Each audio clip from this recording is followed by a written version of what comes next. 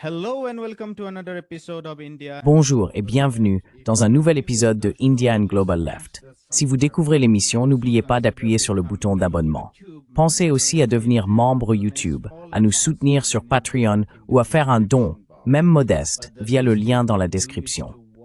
Mais le minimum que vous puissiez faire, c'est de regarder cette émission, de liker, de partager et de commenter. Sans plus attendre, permettez-moi d'accueillir notre invité très spécial de ce soir, Anthony Aguilar. Anthony est un ancien soldat de l'armée américaine et il a travaillé comme sous-traitant en sécurité pour la Fondation humanitaire de Gaza, soutenue par Israël et les États-Unis en Palestine. À ma connaissance, il a la distinction unique d'être le seul lanceur d'alerte parmi tous ceux qui ont démissionné de leur contrat avec la ZSF. Anthony, bienvenue dans India and Global Left. Anthony, welcome to India and Global Left. Merci, c'est un plaisir d'être ici. Merci de m'avoir invité. We have been covering this genocide. Nous avons couvert ce génocide depuis qu'il a commencé. Nous couvrions la Palestine même avant que cela ne commence. Mais c'est la première fois, la première occasion que nous parlons à quelqu'un qui a été témoin des horreurs qui se déroulent. Mon objectif général dans cette conversation est donc d'obtenir autant de détails que possible, y compris les moindres détails que vous avez pu observer là-bas. Voilà pour l'aperçu général. Je voudrais commencer en vous demandant, qu'est-ce qui vous a poussé à rejoindre ou à signer un contrat avec la Fondation humanitaire de Gaza?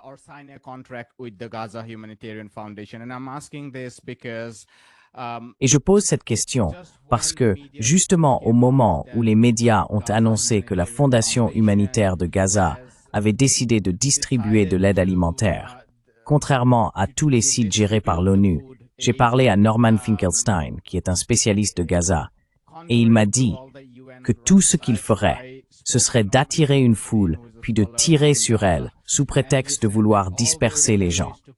Je lui ai demandé, « Comment le savez-vous » Et il a répondu qu'il y avait eu de nombreux précédents où les FDI prenaient le contrôle de ces soi-disant programmes de distribution d'aide et que c'est ce qu'ils faisaient. Il a dit que si quelqu'un pouvait distribuer de l'aide, ce seraient les organisations gérées par l'ONU, ainsi que toutes les organisations fêtières. Elles pourraient le faire, pas les FDI. Mais vous deviez sûrement avoir d'autres attentes. Quelles étaient vos attentes lorsque vous avez signé votre contrat? What were your expectations when you signed your contract?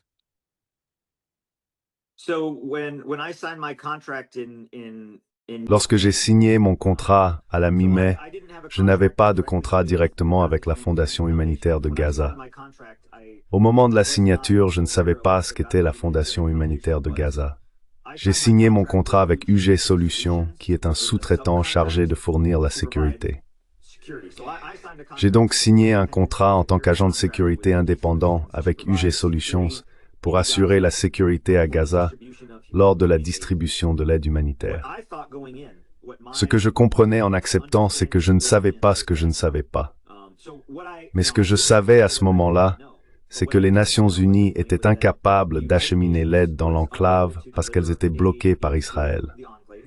Il était donc avéré que l'aide n'entrait pas à Gaza. Les raisons de cela l'inquiètent d'être tous largement ma décision ou mon influence.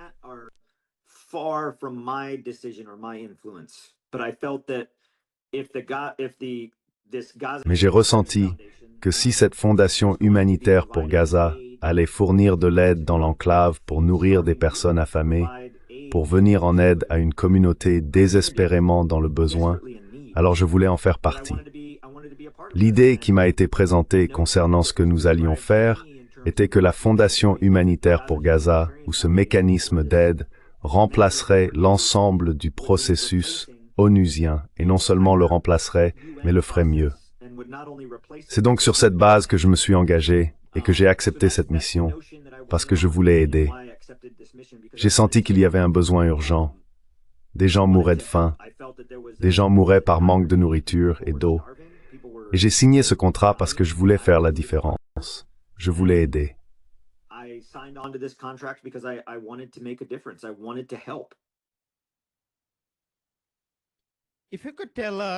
Si vous pouviez nous dire, quelle a été votre première impression en arrivant en Israël? Où êtes-vous arrivé? Et à partir de là, comment décririez-vous le type de travail que vous avez effectué en allant en Palestine et plus particulièrement à Gaza?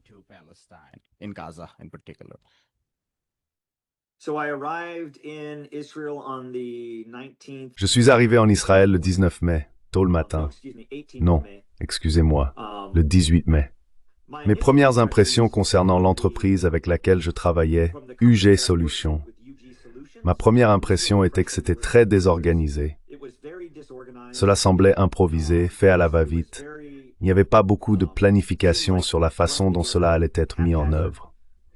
Cela m'a inquiété dès le premier jour, mais je me suis aussi dit que d'accord, c'est une opération très importante.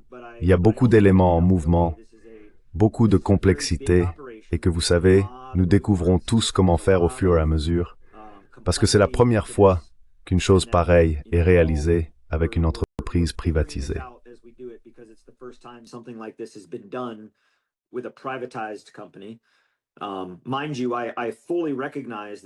Je tiens à préciser que je reconnais pleinement que la distribution de l'aide n'a rien de nouveau. Ce n'est pas la première fois que cela se fait dans le cadre du GHF. Les Nations Unies le font depuis des décennies et elles le font très bien.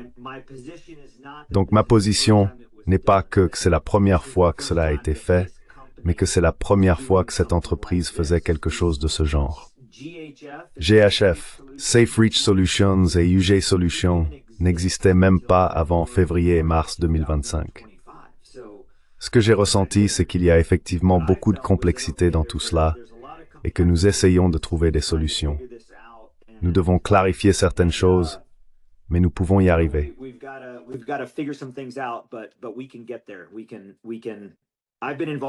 J'ai participé à de nombreuses opérations militaires et à beaucoup de planification, et j'ai suffisamment d'expérience pour savoir que les plans ne se déroulent pas toujours comme prévu et qu'il faut s'adapter en cours de route. C'est donc ce que j'ai ressenti au début, que c'était très désorganisé, très improvisé, qu'il manquait un bon leadership. Mais j'avais le sentiment que, vous savez, nous essayions tous de comprendre la situation. Au bout de quelques jours, il m'est devenu très clair qu'il ne s'agissait pas d'incompétence. Ce n'était pas un manque d'expérience. Le manque de planification et de ressources consacrées au plan de distribution de l'aide était dû au fait que cet aspect de l'opération avait été complètement ignoré. Cette opération menée sous l'égide de la Fondation humanitaire pour Gaza n'a pas pour but de distribuer, de livrer de l'aide ou de nourrir une population affamée.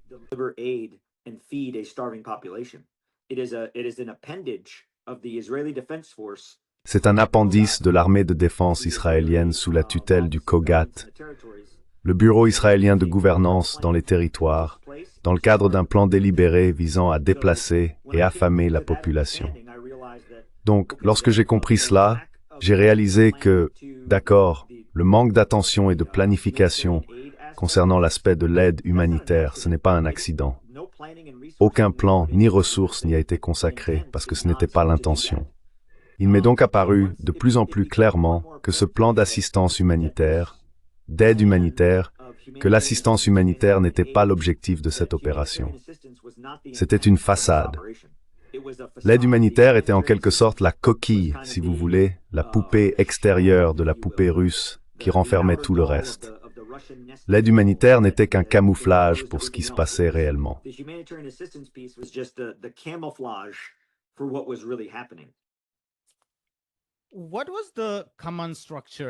Quelle était la structure commune? Y avait-il des personnes sur place qui vous transmettaient des informations sur ce que vous deviez faire? Parlez-nous aussi davantage du rôle que vous occupiez personnellement. Vous êtes un spécialiste du combat.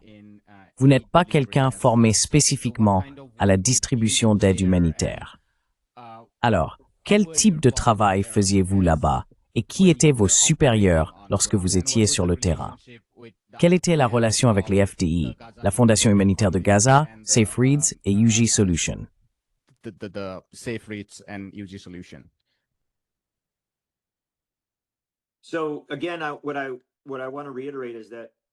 Donc, Encore une fois, ce que je veux réaffirmer, c'est que tout au long de ma carrière militaire, j'ai acquis pas mal d'expérience dans l'assistance et l'aide humanitaire, mais je ne suis en aucun cas considéré comme un expert ou un spécialiste dans ce domaine.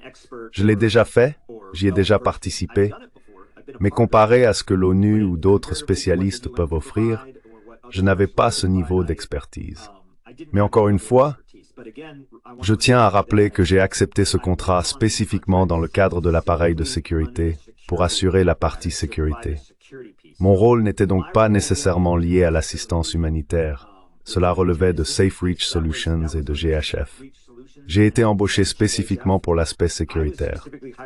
Cependant, personne, ni chez UG Solutions, ni chez Safe Reach Solutions, ni au GHF, n'avait une compréhension approfondie ou une expérience de l'aide humanitaire à cette échelle, à cette ampleur.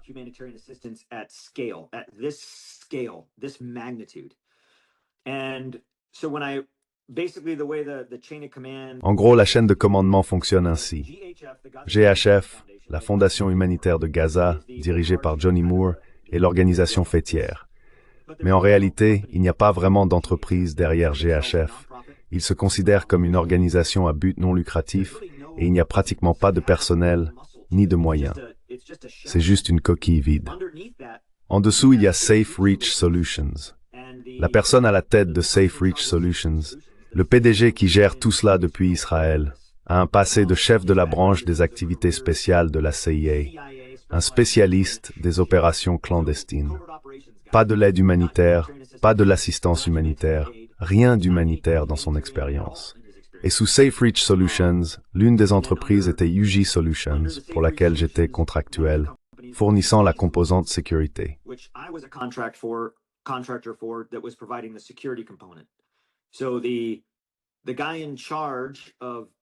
Donc le responsable de UG Solutions n'avait aucune expérience en aide humanitaire, aucune expérience en assistance humanitaire, et encore moins à une échelle comparable à ce que nous devions accomplir. Son parcours, c'est qu'après avoir quitté l'armée il y a des années, il est devenu entrepreneur et a lancé une entreprise de boissons contre la gueule de bois, en gros, une boisson sportive ou énergisante pour se remettre d'une cuite. Et c'est un criminel. Actuellement, ici en Caroline du Nord, dans le comté de Mecklenburg, il fait l'objet de poursuites pour délit de fuite. Voilà le genre de personne qui dirige cette opération. Au sein même de UG Solutions, il y avait une direction pour le contrat.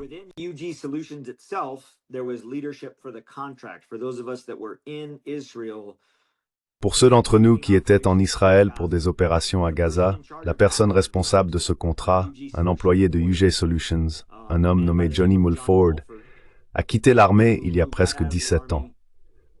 Son expérience dans l'armée était celle de plieur de parachutes. Il pliait des parachutes. Il n'avait pas d'expérience de combat. Ce n'était pas quelqu'un qui avait de l'expérience en planification. Et il a été exclu par le département de la Défense des États-Unis, par le gouvernement américain. Il a été interdit de contrat pour implication dans une fraude et une conspiration en vue de commettre une fraude contre le gouvernement des États-Unis lorsqu'il était impliqué dans un contrat pendant son service dans l'armée.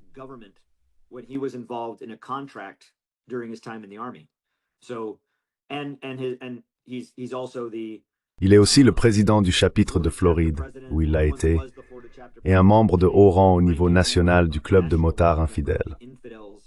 Donc, du sommet à la base, la direction n'a aucune expérience en assistance ou aide humanitaire. Il n'y a aucune expérience dans des opérations de cette ampleur, de quelque envergure que ce soit. Et réfléchissez-y. La personne responsable de la sécurité armée, ceux qui entrent à Gaza avec des armes automatiques, des pistolets, des mitrailleuses, des fusils, des grenades assourdissantes, des gaz lacrymogènes, des fusils à pompe. Le responsable est un dirigeant d'une organisation qui s'appelle les Infidèles, dont la charte en tant que club est l'éradication des musulmans. Cela devrait choquer tout le monde.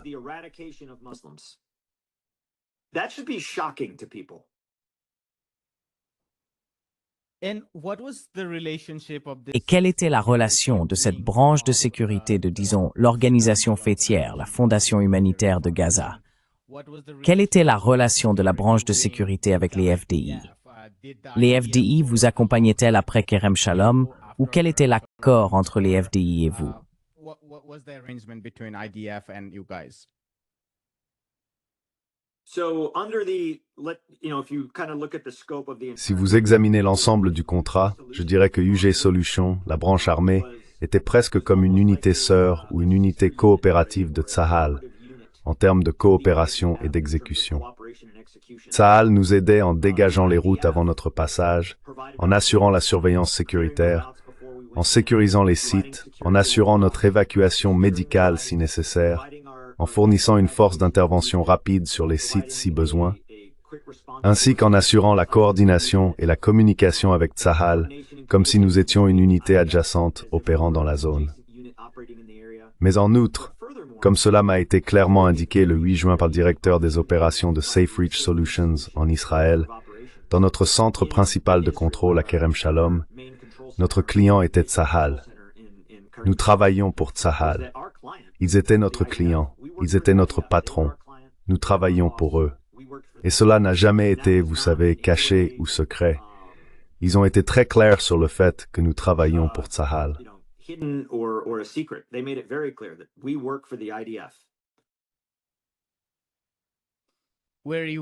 Avez-vous été personnellement informé par des responsables de l'armée israélienne? Avez-vous déjà rencontré des responsables de l'armée israélienne qui vous ont directement parlé et demandé de faire quelque chose? Oh, toujours.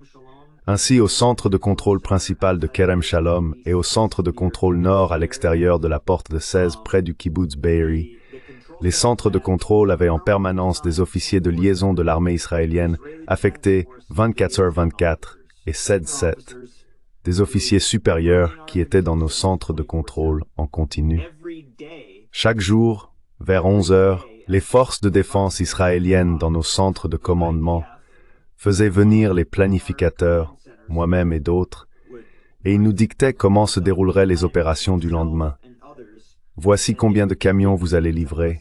Voici où vous allez les livrer. Voici combien de temps vous allez livrer.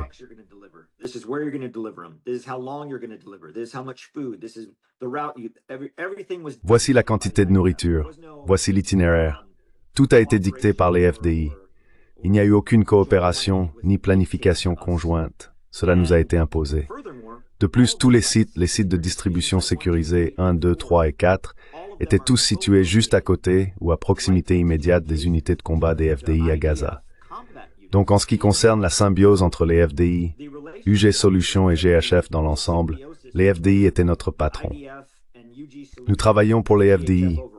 Ils nous donnaient des ordres, tout, jusqu'à la manière dont nous devions procéder. Ils contrôlaient chaque aspect de notre travail et nous leur rendions compte.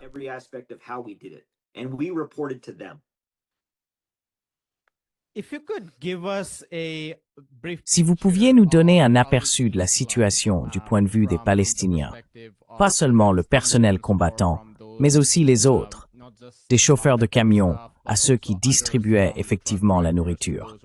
À quoi ressemblait le paysage? Et si vous pouviez également nous parler un peu des lieux eux-mêmes dans le sud. Cela serait utile pour beaucoup de nos téléspectateurs qui n'ont peut-être pas une image détaillée du paysage dont nous parlons.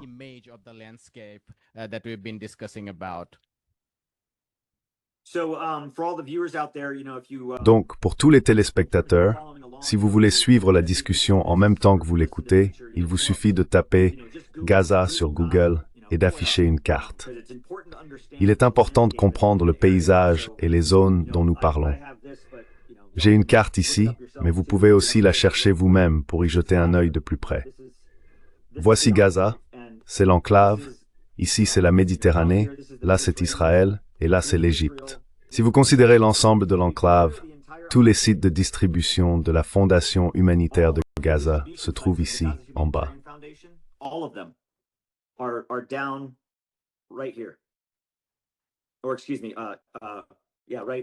Ou, excusez-moi, oui, juste ici.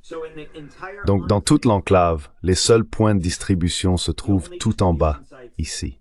Donc, tout le monde, tous les Palestiniens, pour obtenir de la nourriture, doivent se rendre au sud. Une fois qu'ils se déplacent vers le sud, ils ne peuvent plus rentrer chez eux, parce qu'il y a un corridor militaire juste ici. Donc une fois qu'ils sont descendus au sud, ils sont coincés. Ils ne peuvent plus rentrer chez eux. Ainsi, ces points de distribution servent en réalité de piège, d'appât pour attirer tout le monde vers le sud, car une fois qu'ils descendent ici pour obtenir la nourriture dont ils ont besoin pour survivre, parce qu'ils meurent de faim, ils ne peuvent plus rentrer chez eux.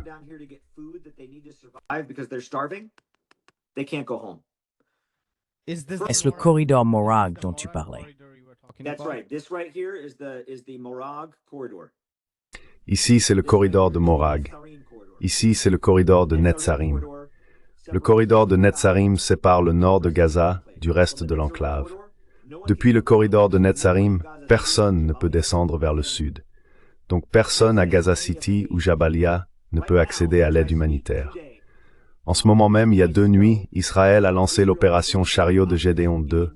N'importe qui peut le chercher sur Google et lire tous les rapports. Cela a commencé avec les Haus de Tzahal regroupant ici, au sud de Netzarim, et avançant vers Gaza City.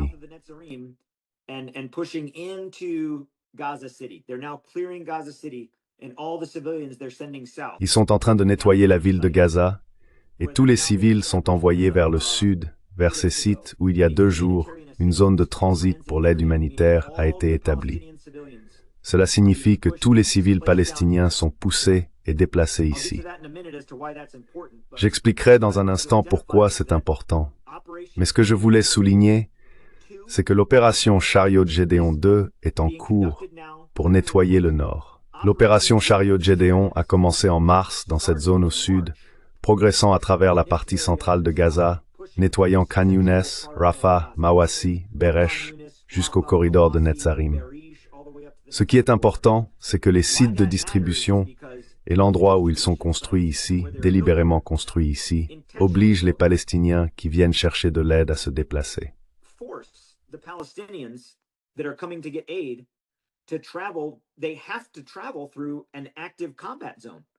Ils doivent traverser une zone de combat active. Ils doivent traverser des combats en cours. Ce qui est important, c'est que la Convention de Genève et les lois humanitaires internationales obligent spécifiquement les combattants ou belligérants à protéger et à sauvegarder la population civile à tout prix. Plus précisément encore, elles exigent la mise en place de sites de distribution sécurisés ou de sites d'aide humanitaire pour l'eau, la nourriture, les médicaments, le soutien religieux, l'éducation, les cliniques, les hôpitaux, quelle que soit la situation. Ces sites ne peuvent pas être établis dans des zones de combat actives qui exposent directement les civils au danger. Tous ces sites dans le sud ont été construits après le début de l'opération Chariot de Gédéon.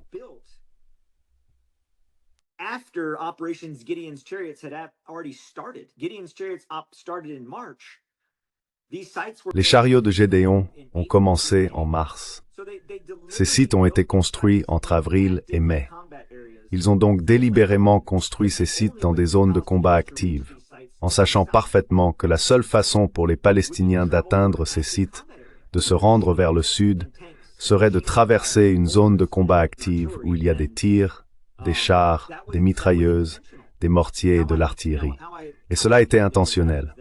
J'ai compris cela le 24 mai, lorsque les FDI ont escorté quelques-uns d'entre nous, entrepreneurs occupant des postes de direction, à Gaza pour voir les sites physiquement, pour s'y rendre réellement, car aucun Américain, GHF ou autre, n'y était encore allé.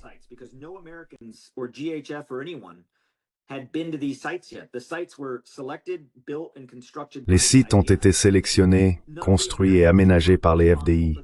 Aucun des Américains responsables de cette aide humanitaire n'y était allé. Le 24 mai, avant d'entrer dans l'enclave, nous avons reçu un briefing des FDI qui nous ont montré une immense carte du sud de Gaza. Sur la carte figuraient les sites de distribution, 1, 2 et 3. Il y avait également leurs cartes opérationnelles, leur superposition de graphiques opérationnels montrant leurs opérations en cours. J'ai regardé cela et j'ai dit, nous ne pouvons pas distribuer à ces sites. C'est une zone d'engagement actif dans une opération de combat.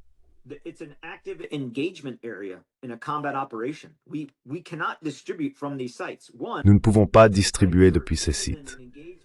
Premièrement, ces sites se trouvent dans une zone d'engagement. Deuxièmement, les Palestiniens devront traverser une zone de combat, un combat actif, pour s'y rendre. Nous ne pouvons pas distribuer à ces endroits. Et on m'a dit, tu ne sais pas de quoi tu parles. On verra bien une fois sur le terrain. On verra comment c'est vraiment. Ma position à ce sujet était la suivante. Eh bien, je sais très bien de quoi je parle.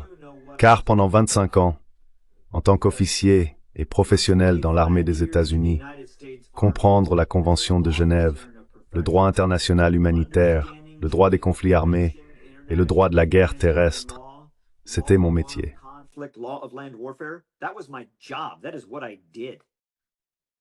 C'est ce que j'ai fait. Donc, lorsque nous sommes arrivés sur ces sites, il était clairement évident que oui, ces sites avaient été construits dans des zones de combat. Quand nous sommes arrivés sur le site numéro 1, le 24 mai au matin, alors que nous arrivions sur place, une bataille faisait rage autour du site. Des chars israéliens, de l'infanterie israélienne, de l'artillerie. Il y avait une bataille autour du site le premier jour où nous l'avons vu. Et j'ai compris à ce moment-là, cela m'est devenu très clair, que les sites de distribution, l'endroit où ils avaient été construits et la raison pour laquelle ils l'avaient été, c'était délibéré. Ce n'était pas un accident, c'était délibéré.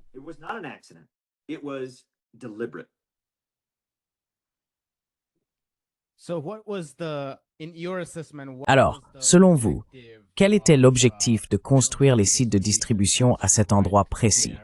Était-ce pour attirer de plus en plus de personnes aussi loin au sud que possible, afin de pouvoir les pousser vers le côté égyptien, ou même les concentrer dans le corridor de Mawassi? Ou bien était-ce simplement pour tuer davantage de personnes et les intimider? Quel était l'objectif?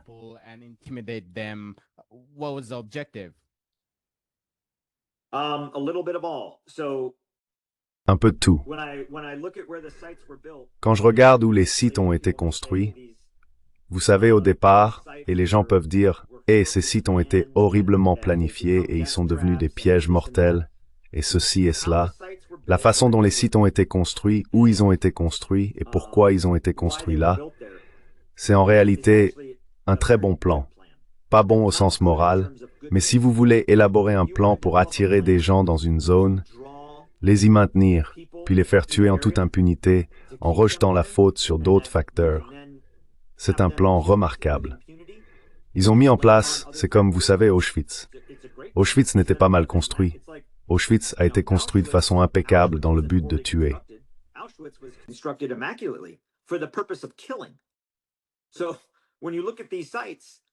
Alors quand vous regardez ces sites, ils n'étaient pas mal construits. Ils étaient impeccablement construits et conçus dans le but de tuer. Alors pourquoi ont-ils tous été construits dans le sud? Posez-vous la question. À tout spectateur qui peut regarder une carte, demandez-vous, si toute la population vulnérable dans le besoin, les milliers et milliers et milliers de Palestiniens qui meurent de faim et meurent chaque jour, si tous vivent au nord du corridor de Morag, dans le centre de Gaza et dans le nord de Gaza, pourquoi construire des sites de distribution à l'extrémité la plus au sud possible? Pour ensuite forcer ces Palestiniens à marcher des dizaines de kilomètres dans un seul sens, juste pour y arriver et obtenir de la nourriture. Et pas d'eau d'ailleurs.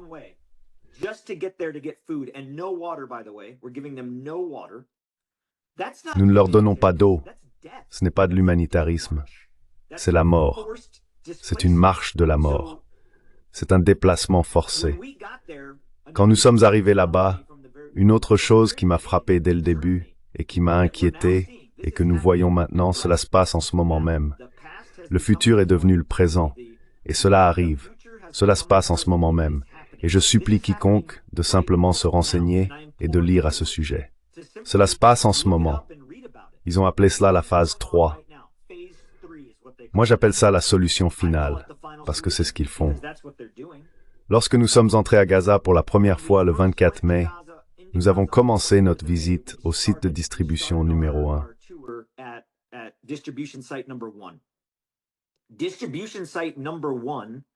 Le site de distribution numéro 1 est tellement grand que vous pourriez y mettre 2, 3, voire 4, tous les autres sites de distribution à l'intérieur du site numéro 1. Il est vraiment, vraiment immense, presque ingérable. Et j'ai demandé en arrivant, pourquoi ce site est-il si grand? Il n'y a aucun moyen de le sécuriser correctement. Il est trop grand. Et l'armée israélienne nous a clairement expliqué que ce site avait été construit de cette façon pour la phase 3. J'ai alors demandé, d'accord, la phase 3, quelle est la phase 1? Quelle est la phase 2? Et ils ont répondu, eh bien en ce moment, c'est la phase 1. Nous sommes actuellement dans la phase 1.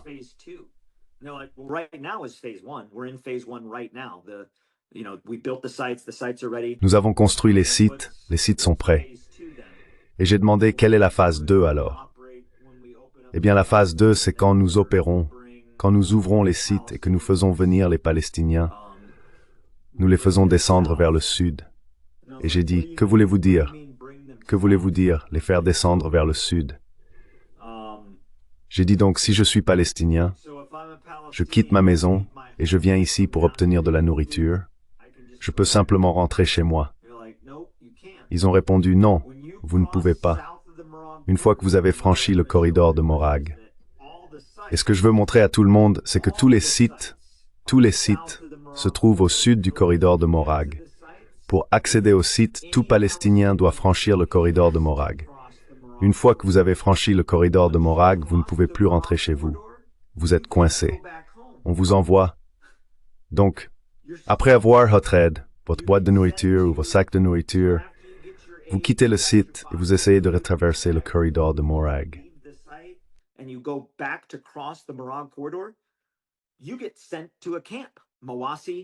On vous envoie dans un camp Mawassi, Khan Younes, Camp Nasser. On vous envoie dans l'un de ces camps. Vous ne rentrez pas chez vous.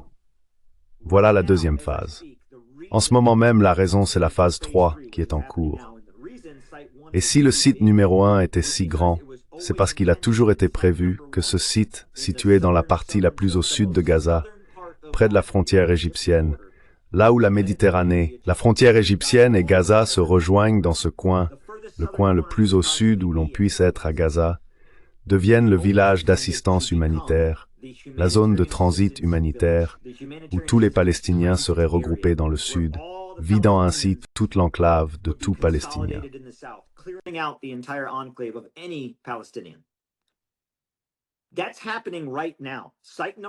C'est en train de se produire en ce moment même. Le site numéro 1 a été modernisé et actuellement, alors que les opérations de combat se déroulent à Gazaville, tous les Palestiniens sont repoussés hors de Gaza et de Jabalia vers le sud et continuent d'être poussés, contraints, jusqu'à cette zone de transit pour l'aide humanitaire. C'est ce qu'ils appellent la Hata. Donc, la question que je pose au monde, et la question que je pose à tous ceux qui prennent cela au sérieux, c'est qu'allons-nous faire à ce sujet? Parce qu'en ce moment, la première phase consiste à construire ces sites et à les rendre opérationnels. La deuxième phase consiste à poursuivre l'opération Chariot de Gédéon, à nettoyer le centre de Gaza et à déplacer les Palestiniens vers le sud.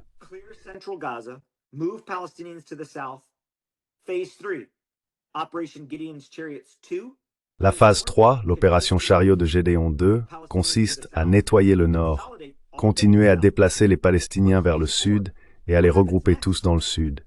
Quelle est la phase 4? Que se passe-t-il ensuite?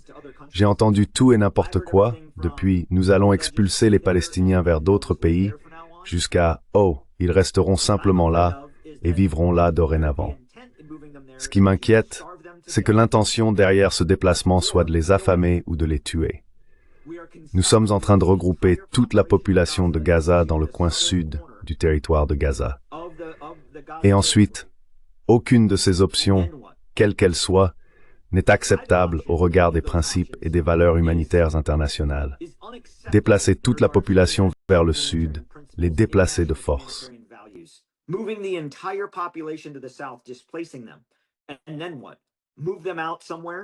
Et ensuite quoi? Les déplacer ailleurs. C'est immoral et contraire à l'éthique. Les tuer tous, c'est immoral et contraire à l'éthique. Quoi? Que se passe-t-il après?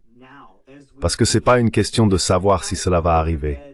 Ce n'est pas une question de si. Cela se passe en ce moment même, pendant que nous parlons. Chaque nuit où vous allez vous coucher, chaque matin où vous vous levez pour prendre votre petit déjeuner, cette opération, la solution finale, se déroule en ce moment. Point final. Et ce n'est pas une question de mois ou de semaines, c'est une question de jours. D'ici quelques jours, il va devenir très clair pour le monde ce qui se passe. Et nous avons un choix en tant que monde, en tant que nation, pour les États-Unis, pour l'Inde, pour l'Australie, pour le Royaume-Uni, pour qui que ce soit. Nous avons un choix à faire maintenant. Allons-nous rester les bras croisés et regarder cela se produire et être complices d'un génocide moderne, le génocide de notre époque? Ou allons-nous nous lever et faire quelque chose pour l'arrêter?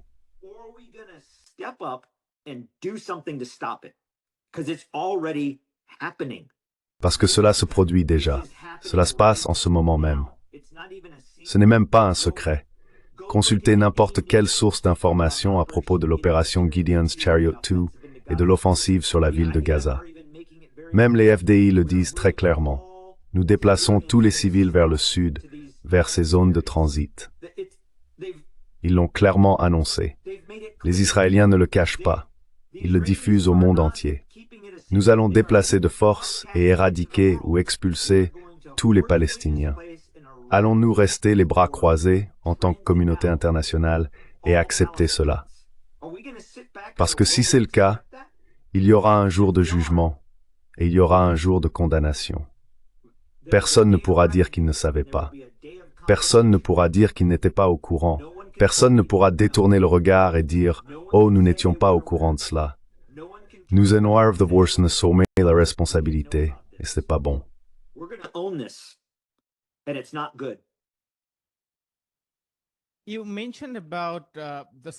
Vous avez mentionné la taille de ces sites, en particulier le site 1, comme vous l'avez dit, qui je suppose devait gérer des dizaines de milliers de personnes.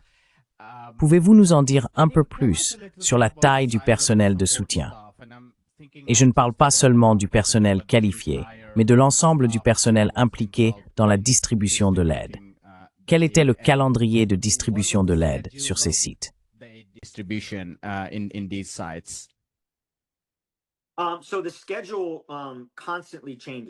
Donc le planning change constamment. Il n'y a pas d'horaire fixe. Et encore une fois, j'ai fini par comprendre que c'était délibéré, vous savez, parce que lorsque nous avons commencé à organiser la distribution et la livraison, nous avons essayé tôt le matin, tard le soir, l'après-midi, en milieu de matinée, en milieu d'après-midi. Nous n'avons cessé d'ajuster pour essayer de déterminer quel était le meilleur moment en fonction de la température, car il fait très chaud, et aussi pour ne pas interférer au maximum avec les opérations israéliennes. Nous devions prendre en compte ce qui nous laissait assez de temps pour livrer l'aide. Tous ces éléments devaient être pris en compte dans l'opération. Et les FDI, les Israéliens, changeaient à chaque fois.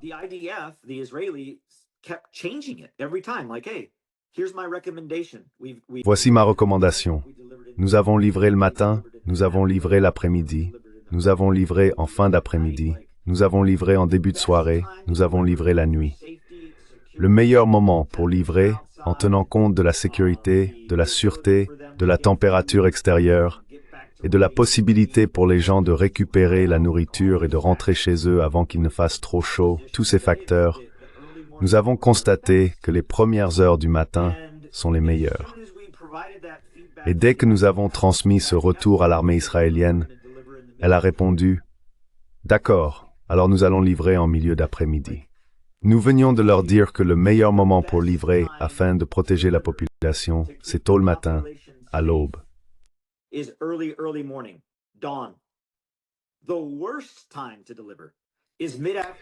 Le pire moment pour effectuer une livraison, c'est en milieu d'après-midi, car c'est le moment le plus chaud. Les Palestiniens attendront dehors en plein soleil dans de grandes foules pendant des heures. C'est aussi le moment où les opérations de l'armée israélienne ont généralement lieu dans la région. Le meilleur moment, tôt le matin, à l'aube. Le pire moment, en milieu d'après-midi. Et l'armée israélienne a dit, nous allons le faire en milieu d'après-midi. Ils ont délibérément choisi le moment qui met le plus les Palestiniens en danger, et pour être juste, leur propre force aussi. Et c'est à ce moment-là qu'il a été décidé de faire la livraison.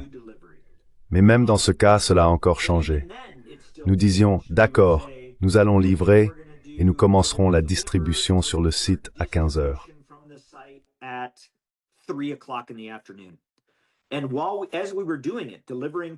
Et pendant que nous faisions cela, en livrant sur les sites, les FDI disaient hey, « arrêtez de livrer, commencez la distribution maintenant ». Et il était genre 13h30 ou 14h. Ça mettait tout dans le chaos. Et c'était intentionnel. Ce n'était pas un accident. C'était pas à cause d'autres facteurs. C'était intentionnel. C'était presque comme si on pouvait imaginer quelqu'un, un coordinateur d'équipe de la NFL, vous savez, il n'est pas sur le terrain. Il est dans la cabine là où il peut voir tout le terrain, et il est là-haut à appeler les jeux, à analyser la défense adverse, l'attaque, et à prendre tous ces facteurs en compte, n'est-ce pas?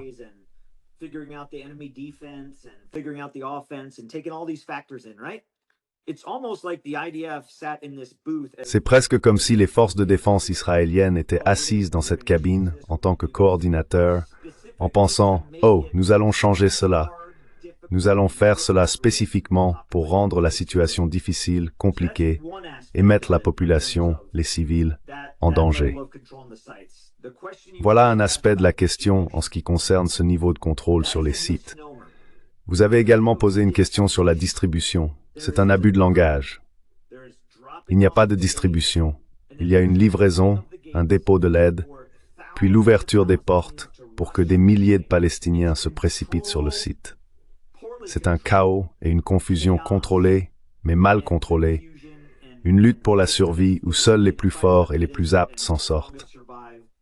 Il n'y a pas de modèle de distribution. Il n'y a pas d'évaluation médicale, ni de sélection. C'est ici que des incendies se déclareraient, et c'est ici que le feu serait ouvert. Pendant ces périodes, alors que les Palestiniens se précipitaient vers les sites, c'est à ce moment-là qu'ils étaient pris pour cible, lorsqu'ils quittaient les lieux dans ces immenses foules en fuite. C'est à ce moment-là qu'ils étaient abattus. Donc, lorsque vous entendez des rapports faisant état de 1200 morts ou plus, Maintenant, 2000. Les derniers rapports font état de 2000. 2000, ce qui me semble être une sous-estimation, mon évaluation serait qu'il y en a probablement beaucoup plus.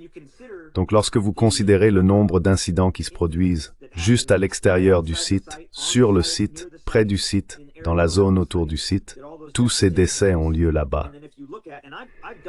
Et puis si vous regardez, et j'ai fait cette analyse mentale, en observant, d'accord, les périodes où le nombre de morts augmente le plus, lorsque des Palestiniens morts ou blessés sont amenés à l'hôpital Nasser, à l'hôpital Yunus ou à la clinique Mawassi, amenés dans ces zones, cela correspond au moment où la distribution commence et se termine autour des sites. On pourrait poser un doigt directement au centre d'un site et tracer un cercle d'1 kilomètre, et tous ces incidents se produisent à proximité immédiate des sites 1, 2, 3 et 4.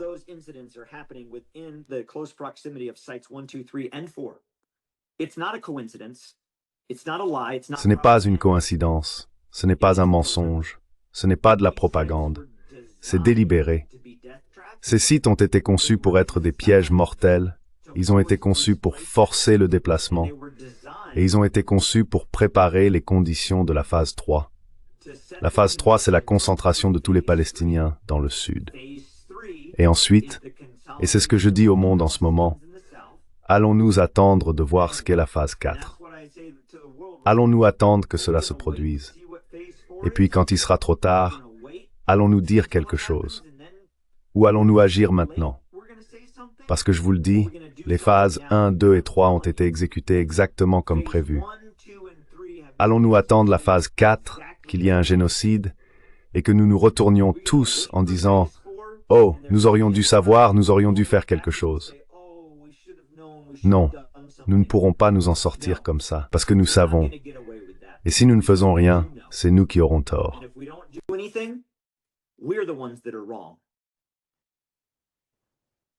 I'll Je vais finalement vous poser quelques questions générales, mais si je peux vous en poser une de plus, spécifique à l'opération du GHF.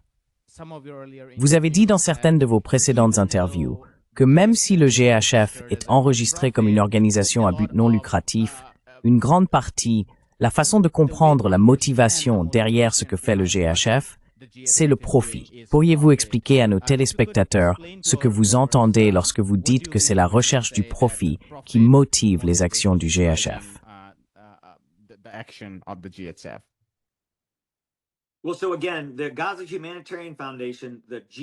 Eh bien, encore une fois, la Gaza Humanitarian Foundation, la GHF, n'est qu'une coquille vide, un camouflage, si vous voulez, une mascarade, une façade qui dissimule la réalité de tout cela.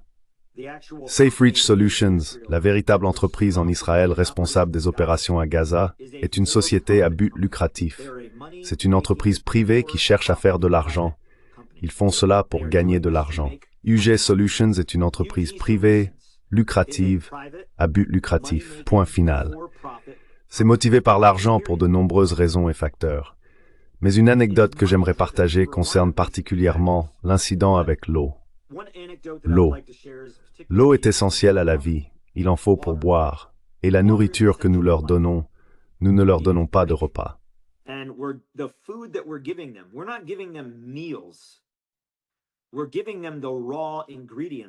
Nous leur donnons les ingrédients bruts pour préparer des repas.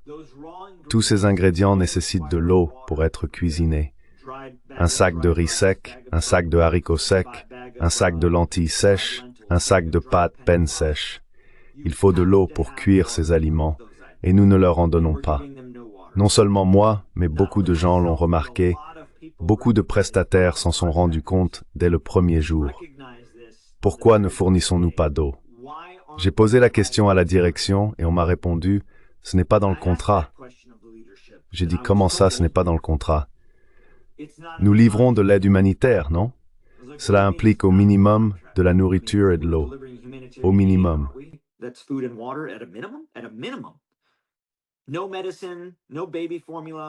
Pas de médicaments, pas de lait infantile, pas de vêtements, pas de produits d'hygiène, pas de propane, pas de carburant, rien.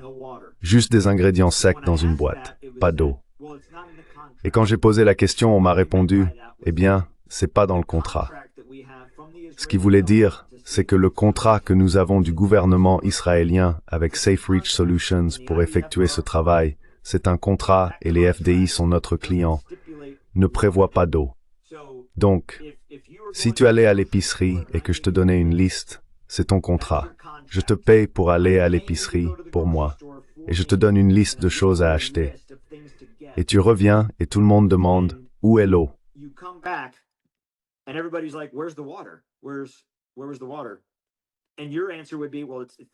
Où était l'eau? Et votre réponse serait, eh bien, ce n'est pas sur la liste. On ne m'a pas donné d'argent pour acheter de l'eau. Je ne l'ai pas. Donc c'est une raison, ce n'est pas dans le contrat. Mais aussi, comme on me l'a expliqué, livrer de l'eau serait trop cher. Pour chaque camion d'eau, parce que l'eau est très lourde, vous savez, environ 3,5 kg par gallon, quand vous prenez l'eau et la mettez dans un camion, vous ne pouvez pas remplir tout le camion avec de l'eau. Vous devez répartir cela entre 3 camions pour égaler un camion d'eau. Donc ils ont un camion de solution.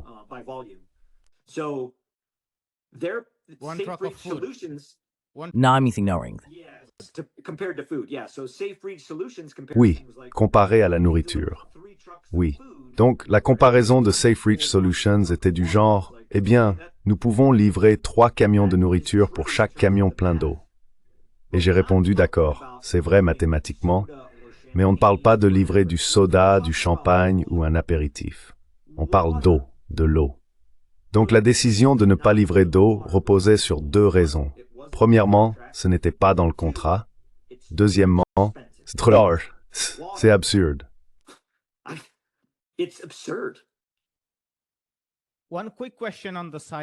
Encore une question rapide sur le site. Beaucoup de porte-paroles israéliens ont affirmé que même les personnes tuées sur les sites étaient des combattants du Hamas. Avez-vous personnellement vu quelqu'un ouvrir le feu du côté palestinien, là où vous étiez sur les sites? Palestinians where you were on the sites?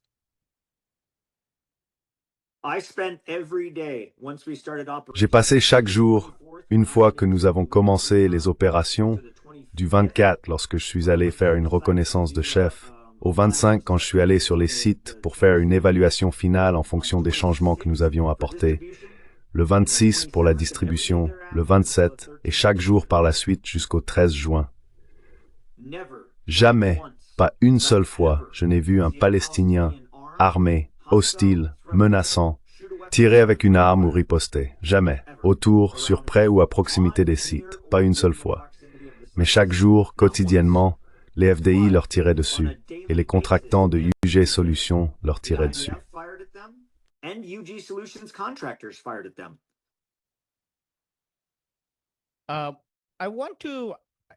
Je voudrais terminer en posant quelques questions d'ordre général. Cela rejoint, en quelque sorte, ce que vous disiez plus tôt à propos de la sélection des sites dans les zones les plus intensément touchées par l'opération Gideon Chariot et de l'importance réelle de ce choix.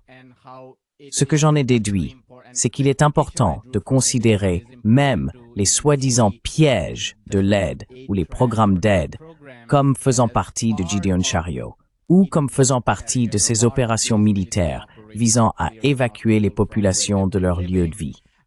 Vous n'avez évidemment pas fait partie des forces de combat utilisées par les FDI, mais vous êtes un vétéran de l'armée à la retraite aux États-Unis.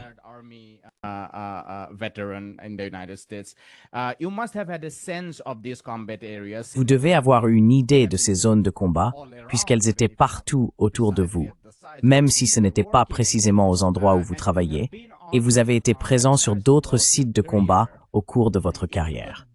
Si possible, pourriez-vous donner à nos téléspectateurs votre ressenti sur ce qui pourrait différencier les zones de combat que vous avez vues ailleurs de ce que vous avez vu ou perçu en Palestine? Plus précisément, en ce qui concerne la présence d'une opposition, l'activité réelle des combattants du Hamas, ou si cela se rattache aussi à la question plus large de savoir s'il s'agit d'une guerre ou d'un génocide. J'espère que ça sera utile.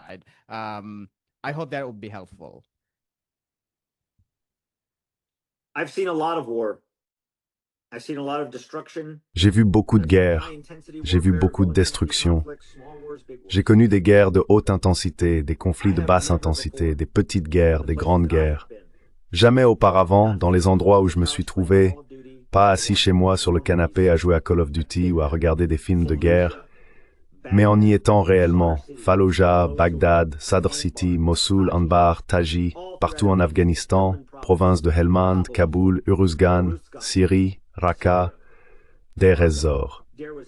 Les endroits que j'ai vus comptent parmi les sites des combats les plus intenses que nous ayons menés à l'époque moderne. Rien n'égale le niveau de destruction et d'anéantissement que j'ai constaté à Gaza.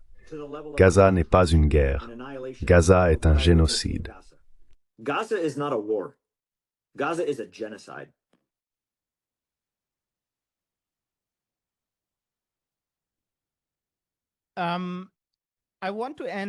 Je voudrais terminer en vous posant une question précise sur vous-même. Il y a des personnes qui ont déjà travaillé avec le GHF et qui ont démissionné, mais vous êtes peut-être la seule à avoir choisi de devenir lanceuse d'alerte. Et cela a un coût. Il y a des campagnes de diffamation constantes. Et je ne sais pas si vous avez reçu des menaces, mais c'est pas rare pour d'autres qui se sont exprimés en faveur des droits des Palestiniens. Pourquoi êtes-vous devenue lanceuse d'alerte? Lors de vos expériences précédentes dans des opérations de combat, aviez-vous déjà eu ce genre d'instinct? Ou aviez-vous le sentiment de pouvoir, de pouvoir exprimer ou faire remonter vos préoccupations d'une manière qui vous satisfaisait, ce qui n'a pas été le cas ici? Dites-nous pourquoi vous avez choisi non seulement de démissionner, mais aussi de devenir lanceuse d'alerte et de vous exprimer publiquement.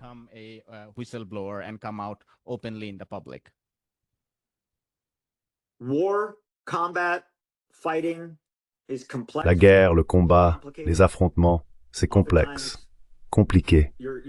Souvent, on se retrouve dans un dilemme où il faut essentiellement choisir le moindre mal. Il n'y a pas de solution. Mais ce qui nous guide dans ces moments-là, ce sont les principes moraux. Notre repère, c'est l'éthique. En tant que communauté mondiale, en tant que communauté internationale, ces principes et ces repères sont définis par le droit international humanitaire et la Convention de Genève. En tant qu'officier de l'armée menant des soldats au combat, hommes et femmes, à plusieurs reprises, après 6 années passées en guerre, le principe directeur en tant qu'officier est que j'ai la responsabilité et le devoir de maintenir ces principes éthiques.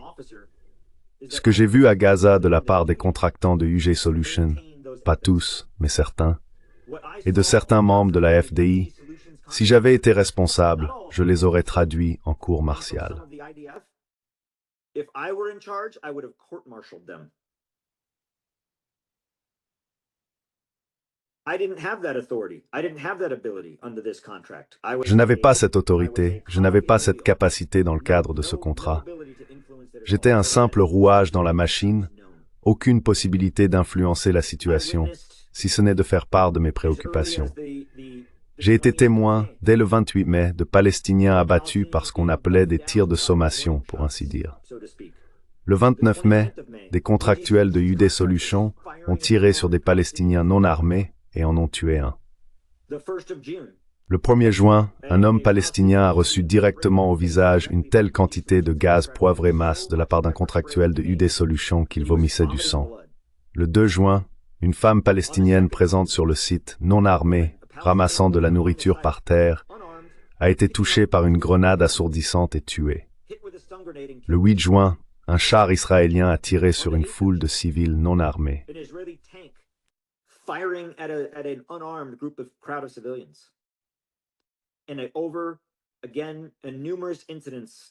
Encore et encore, il y a eu de nombreux incidents à rappeler. J'ai fait part de mes préoccupations et je les ai exprimées à chaque occasion, pensant que cela serait pris en compte. Il m'est devenu très clair que non seulement cela ne serait pas pris en compte, non seulement cela était simplement toléré, mais c'était intentionnel. C'était toléré parce que cela faisait partie du plan.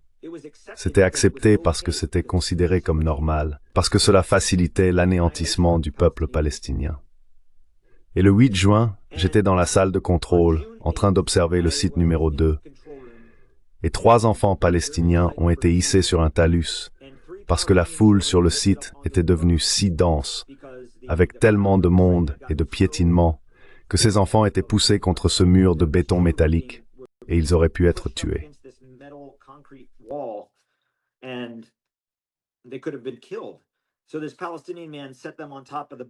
Alors cet homme palestinien les a placés au-dessus de la barrière pour qu'ils ne soient pas écrasés.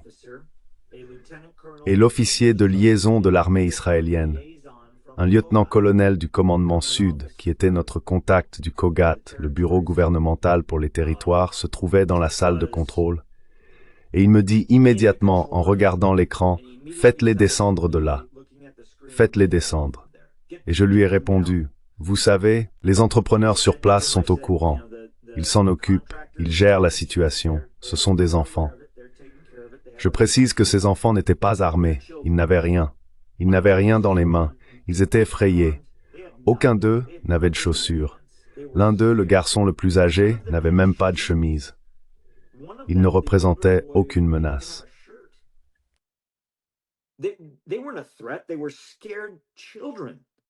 Ils étaient des enfants effrayés. Et il a insisté à nouveau pour les faire descendre. « Faites-les descendre ou je le ferai. » C'est ce qu'il a dit. Et je lui ai répondu, « C'est sous contrôle. » Il leur parle.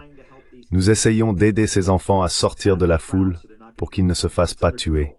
C'est sous contrôle. Il est retourné à son bureau, a dit quelque chose à la radio. Je ne comprends pas l'hébreu. Il est revenu. L'un des entrepreneurs dans la salle de contrôle parlait hébreu. Et il m'a dit, « Hé, le colonel, ce soldat de Sahal, vient de dire aux snipers du site 2 de se préparer à tirer, de les abattre, de les descendre. » Alors quand le colonel est revenu et qu'il se tenait là, contrarié, je lui ai demandé, « Est-ce que vous venez d'appeler les snipers du site 2 pour leur demander de se préparer à tirer? »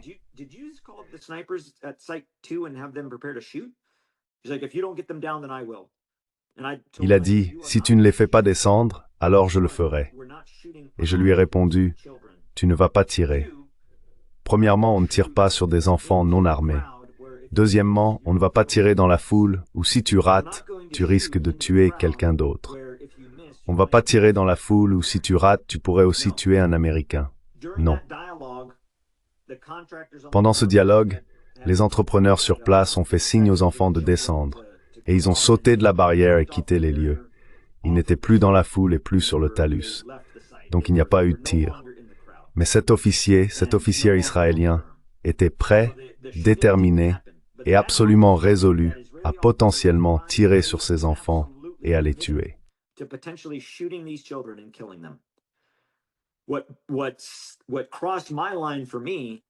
Ce qui a dépassé les limites pour moi, c'est que Safe Reach Solutions, notre siège, nos supérieurs, le directeur des opérations de Safe Reach Solutions, m'a dit « Ne dis pas non aux clients ». Et j'ai répondu « Pardon, que voulez-vous dire par ne dis pas non aux clients? Qui est le client ?» Il a dit « Les FDI sont notre client. Nous travaillons pour les FDI. Ne dis pas non aux clients. » Et j'étais là. Sommes-nous censés simplement accepter et cautionner le fait de tuer des enfants, de tuer des civils non armés? Si les FDI veulent prendre cette décision, c'est leur responsabilité. C'est leur choix. C'est leur guerre, c'est leur autorité, c'est leur choix. Ne dis pas non aux clients. Cela m'a choqué. Ça m'a choqué qu'une entreprise américaine, dépensant l'argent des contribuables américains à Gaza, puisse être complice, ou au minimum, fermer les yeux sur le meurtre frontière, ce qui a conduit à ma démission.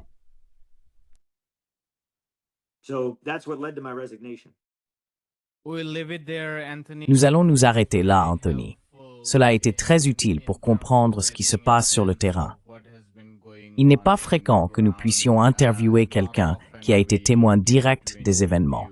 Et c'était une excellente occasion pour nous. Merci beaucoup. Je vous en suis reconnaissant. Merci et passez une excellente journée. Je vous remercie pour cette opportunité. Prenez soin de vous. Merci. À vous aussi.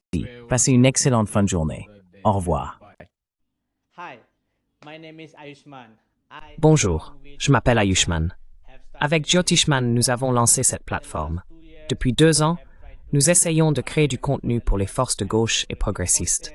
Jusqu'à présent, nous avons interviewé des économistes, des historiens, des commentateurs politiques et des militants. Si vous appréciez notre contenu et souhaitez que nous construisions une archive pour la gauche, j'ai 2 demandes à vous faire. Merci d'envisager de faire un don à cette cause. Le lien se trouve dans la description ci-dessous. Si vous ne pouvez pas le faire, ne vous en faites pas. Vous pouvez toujours aimer nos vidéos et les partager avec vos camarades. Enfin, n'oubliez pas d'appuyer sur le bouton d'abonnement. Don't forget to hit the subscribe button.